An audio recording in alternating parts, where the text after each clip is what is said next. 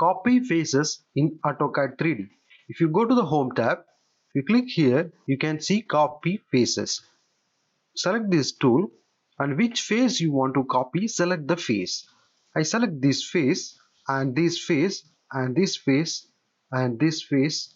Like that, how many faces you want, you can select one by one the faces.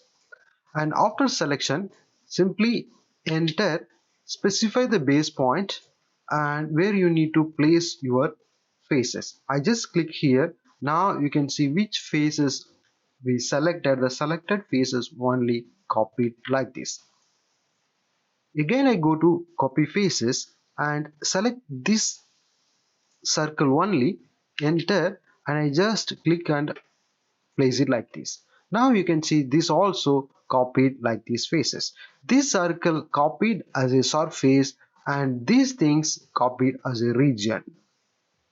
So this is the way to copy the faces using copy face tool in 3D model.